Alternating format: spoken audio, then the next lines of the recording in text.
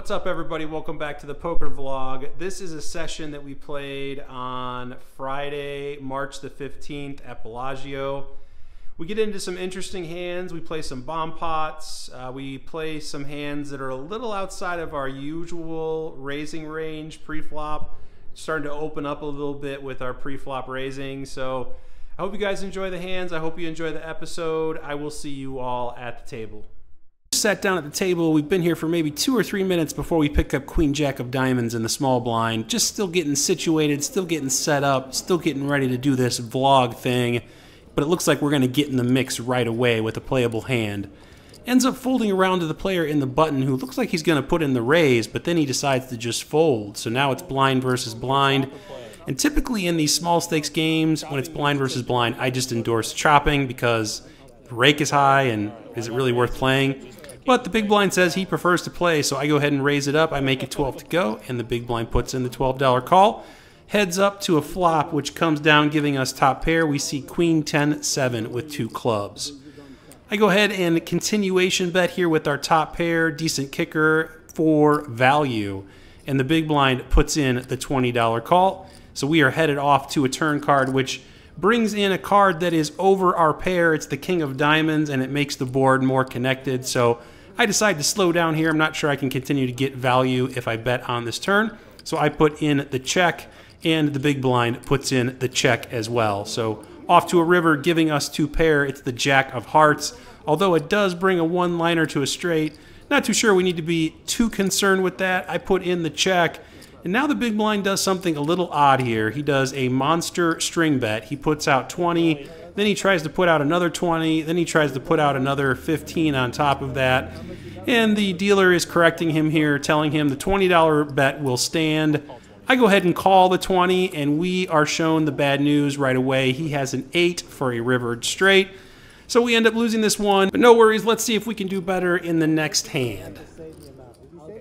Moving right along to the next hand, and this one we pick up Queen 9 offsuit on the button. A little bit of a loose raise, but I think when it folds around to me on the button, I think I can raise here and try to steal the blinds. I think I'll get this one through often enough to make it profitable. So I bump it up to 12, and the small blind puts in the $12 call, and surprisingly, the big blind folds. So it's just going to be heads up between myself and the small blind.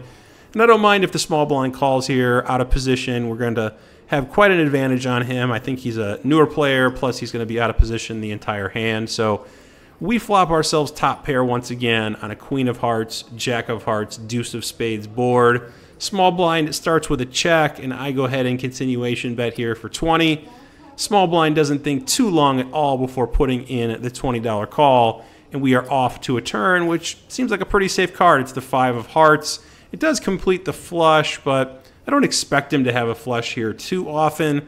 He checks, but I go ahead and check back, just exercising a little pot control on the turn. River is the Deuce of Diamonds, and now the small blind decides to bet. He bets out for a small amount of $20. I just go ahead and put in the call pretty quickly here. Not much to think about. We flopped ourselves top pair. He turns over Jack 10 offsuit for middle pair, and we are going to take this one down with our queen. So we lose the first one, but we turn right around and we win the second one versus the same opponent. That's 1 for 1 if my count is correct, and I'll take it. I'll take it. Let's see what we can do here on future hands. Anyone who plays No Limit Texas Hold'em long enough will tell you that playing multi-way pots with premium holdings can be a difficult scenario. In this one, we pick up Ace, King of Clubs in early position. I raise it up, I make it 12 to go, as I would 100% of the time with this hand. Player to our direct left puts in the call. Player in middle position puts in the call. Player in the cutoff puts in the call, and the button decides to put in the call. Small blind puts in the call. And I'm expecting the big blind's going to be calling as well, but that's not what happens. The big blind decides to fold. So we're going to go multi-way here. We're going 6 ways to a flop. Not the ideal scenario when you have a hand like Ace-King suited. Heads up would be much better, so let's try to do that next time. But we don't see a bad flop here. It's the King of Spades, 4 of Hearts, 5 of Hearts. Now, we do have top pair, top kicker, but we need some protection because our clubs did not come in. We don't have a lot of backdoor equity here. So I go ahead and bet, and I bet large. I make it 55 to go. Player to our direct left folds pretty quickly. Player in middle position folds. Back over to the player in the cutoff, and he goes into the tank asking about a count. He's looking like he has some ideas in his head, and I'm expecting to see a raise here if he does decide to get into the action. But after some deliberation, he just lets his cards go. The button lets his cards go, and then we are going to be off to the small blind, who I think is thinking about it, but then I think he realizes that the action is on him and then eventually folds as well. So our bet here on the flop is going to end up getting the job done. I don't know if it's the best bet sizing here, if I should be going small in these scenarios, or if I should be going large. I think it's a larger bet size that makes the most sense, but let me know what you think in the comments. Should we be betting on the smaller side here, multi-way, or should we go ahead and bet big for protection? As played, we take it down. Not a huge pot, but good to navigate through 6 players when you have ace-king suited. Not a bad result here when we take this one down. Been experimenting with raising a little bit wider in late position, and I think King 8 of clubs is a good candidate to do just that, especially when we see a player who goes ahead and puts in the $3 limp. We're going to have position on this player. I think we can isolate this player, and I think it will be a profitable play in the long run. So I raise it up, I make it 15 to go, and my plan immediately goes out the window when the player to my direct left puts in the $15 call, and everyone else gets out of the way. So we are going to go to this flop out of position against this opponent. But that's okay. We see a pretty damn good flop for our hand. Queen of clubs, 7 of clubs, 4 of hearts, giving us the second nut flush draw. So I go ahead and continuation bet here as a semi-bluff. I fire out for 20, and the player immediately folds. So we end up taking down a small little pot here, raising a little bit wider in late position. While we're on the subject of raising wider in late position, we pick up Jack 8 of diamonds. This time we are on the button, so we have the best position at the table.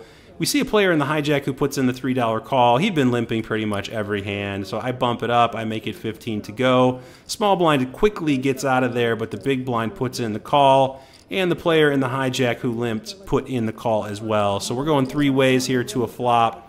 And the flop comes down, giving us middle pair. We see ace, jack 5 with 2 spades. Big blind checks, hijack checks, and I think I make a mistake here and decide to check. We see the 3 of spades on the turn. Big blind checks again, and now the hijack decides to stab at this pot. He bets for $20. I don't believe him. I don't think he's got a flush. I don't think he's got an ace.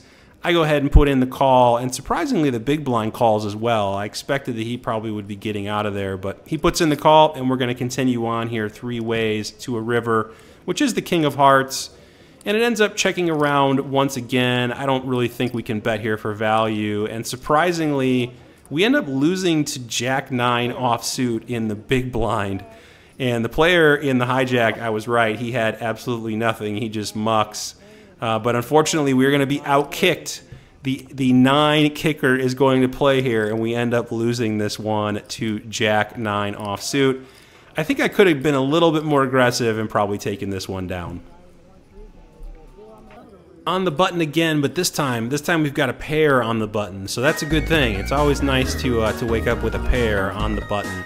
We see another limp from the player in the hijack. Once again, he'd been limping pretty much 100% of the time, so no surprise there when we see him put in the $3 call, and I raise it up. I make it 15 to go. He's probably not surprised to see that I'm raising because I have been raising quite frequently, so no surprise, and he puts in the $15 call, and we end up going heads up here to a flop. Flop is not the best for our exact hand. We see the queen 10 jack flop with 2 hearts.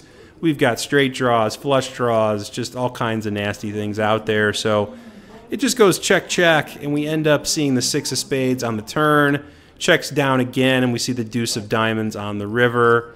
And surprisingly, he shows the snowmen, pocket 8s, so we end up winning by 1 here when we show him the 9s, and we end up taking down a small pot here with our pocket 9s on the button. Not sure I could have played that much different. I don't think there was much value to be had there. Say that one way you can tell you're in a weak or soft game is that pre-flop raise sizes don't matter much to your opponents. And this is, I think this is a tell here. I think this is a tell we might be in a weaker game. I see 3 players limp into the pot. I look down at ace, queen of spades on the button, and I raise it up to $25. I go large here. And the big blind puts in the $25 call, and the player who limped in middle position puts in the $25 call. And I'm thinking we're probably going to pick up one more caller, but surprisingly he folds. So we're only going to go 3 ways here to a flop. But that's okay. We've got position. We've got some options here with our ace, queen of spades. So let's see what the flop brings. We see queen 4-7 with 1 spade. So we flop top pair, top kicker. We've got a backdoor flush draw. So when both players check to me, I have no intention of slowing down here, and I go with a $45 continuation bet size. This gets the job done. They both fold, so they're out of there. I don't think they had much, but they obviously don't seem to care about a $25 pre-flop raise size, which is good. That's good for us. It helps us to get a little bit more money in the pot and win a nicer sized pot here. We're doing $11 bomb pots at the table. Why $11, you might ask? Well, the $1 chips go to the dealer. So you're going to see the dealer pulling out all the $1 chips out of the pot. That is her tip for dealing with our bomb pot madness.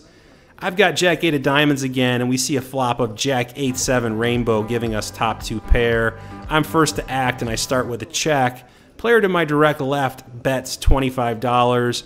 Everyone folds, and the action is back on me, and I make mistake number 1 here, and I just put in the $25 call on the flop. We see the 5 of spades on the turn. I start with a check once again. Player does not slow down. He puts his foot more on the gas and bets $50 on this turn card. And once again, I think I make mistake number 2 here, and I continue to just call here when I think I should be going for a raise. I think he could be overvaluing a jack. I think he could be overvaluing worst 2 pairs. But I just go ahead and put in the call, and we are off to a river, which the river is the 7 of hearts pairing the board. Now, if he had a worst 2 pair hand, he may have boated up on this river. If he had a set, he most certainly boated up on this river. And I check, he immediately, like instantly goes all in on this river card. And I just don't think we're ever going to be good here the way this hand is played out. I think we might have been ahead on the flop and might have been ahead on the turn, but I think we are behind here on this river. And I announced as much during this hand as I'm tanking. I said, it seems like you got there on the river. I think you have a full house. And I just decide that we're just going to have to let our cards go here. I just don't think we're going to be good often enough to make this a profitable call. So I fold, and he is kind enough. If you look to the left-hand side of your screen, you'll see that he shows 8-7 offsuit for a rivered full house. So we were ahead on the flop, we were ahead on the turn, and we fell behind on the river. But we did make the right decision by letting our cards go. Into the last hand of this session, we pick up King 10 offsuit. Once again, we are on the button, so I think we've got a pretty good hand for raising here. And we see a player in middle position put in the $3 call, so I think we could definitely go for the isolation and go for the raise. I bump things up, I make it 15 to go, small blind gets out of there. Big blind thwarts our plans and puts in the call, but the middle position player just folds. So we're going to end up going heads up to a flop in position against the big blind. Not my intended target, but that is quite all right when we see a flop of King 3-4 rainbow, giving us top pair with a semi-weak-ish kicker, but good enough for a c-bet once the big blind checks it over to me. I make it 20, and the big blind puts in the call, so we go to a turn, which is the queen of clubs. Big blind checks again, and I decide to check for a little pot control here on this turn, and the river is the 7 of diamonds. And now the big blind decides that he wants to take over the betting lead here. He wants to take over the action. He counts out a bet of $30 and puts it over the bet line. And now the action is back on me, and I think I've got a clear call here. I've got the top pair. If he's got king, jack, or better, he's just going to have to show me. Or if he's got 2 pair or better, he's just going to have to show me. I put in the call, and he sheepishly shakes his head. He does not want to show his cards, so I just turn over top pair. He puts his cards into the muck, and we end up taking down this pot. Going to be the last hand of this session at Bellagio. We pick up King, Queen of spades under the gun. I raised it up to 12, and we got called by the cutoff, and we got called by the big blind. Flop comes down King, Deuce, Deuce, rainbow. Big blind starts with a check, and I continuation bet here for 20. We've got top pair, we've got a decent kicker. Go ahead and throw out a value bet. And only the cutoff puts in the call, and the big blind gets out of the way. Heads up to a turn, which is a brick. It is the 3 of diamonds. Shouldn't change a thing. If we had the best hand on the flop, we still have the best hand here on the turn, so no reason to slow down. I bet 35, and the cutoff snap fold. So we end up taking down a small one here with our top pair, decent kicker to end the night here at Bellagio. I did go on to play a session right after this at Mandalay Bay, but unfortunately I did not vlog that session. But I do plan on vlogging a future session at Mandalay Bay, so stay tuned for that episode.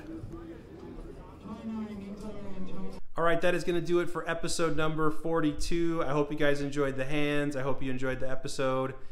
If you did, please consider hitting the like button and please consider subscribing to the channel. It does mean the world to me when you guys take that extra step and subscribe. Believe it or not, this vlogging thing takes a lot of time and a lot of effort. So whenever you guys subscribe and like, it shows me that you really appreciate what I'm doing here, and it motivates me to keep going and keep making future vlogs. So appreciate all the support. Unfortunately, I didn't track the results on this. I know, shame on me. I will make sure to track results on all future episodes. So I'm not quite positive what I was in the game for and what I was out for, if we ended up losing or we ended up making a profit on this one. So apologies there. But I will make a note here in an effort to do better on future vlogs so that I'm tracking my results. That's going to do it for this one. I will see you in the next episode. Until then, good luck at the tables. Be well. Take care. Peace.